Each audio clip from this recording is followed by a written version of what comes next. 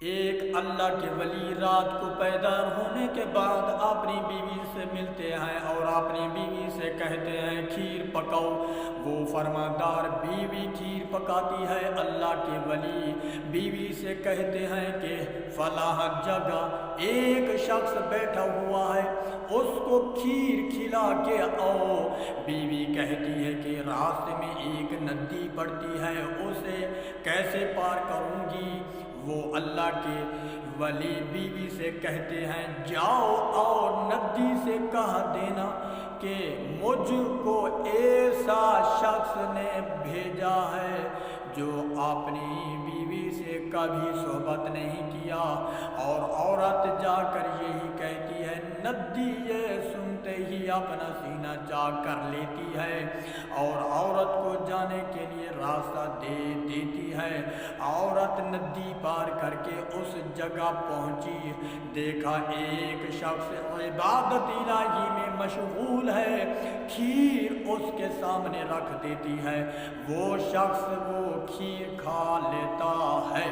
عورت کہنے لگتی ہے کہ میں واپس جاتے وقت کیسے ندی پار کروں گی؟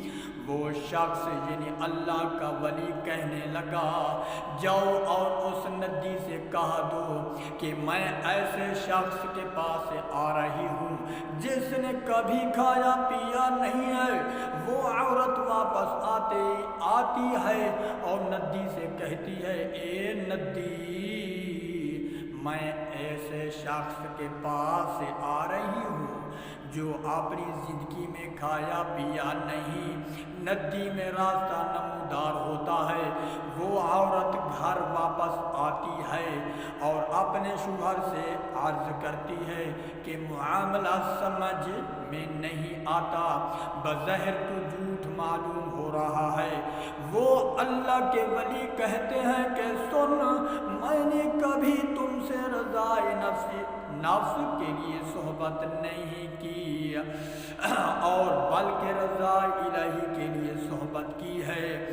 وہ شخص جو کھیر کھایا وہ اپنی بھوک مٹانے کے لیے نہیں کھایا بلکہ رضا الہی کے لیے کھایا تھا کہ موت واقع نہ ہو جائے، اس لیے میرا ملنا نہیں ہے اور اس کا کھانا نہیں ہے۔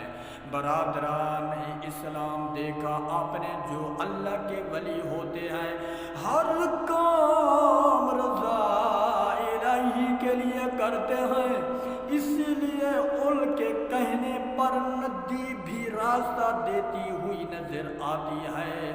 جو اللہ کے ولی ہوتے ہیں وہ جنت کی لالچ میں اللہ کی عبادت نہیں کرتے،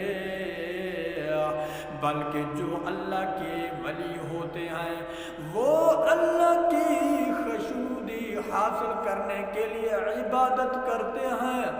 جو اللہ کے ولی ہوتے ہیں وہ رضا الہی کے لیے عبادت کرتے ہیں۔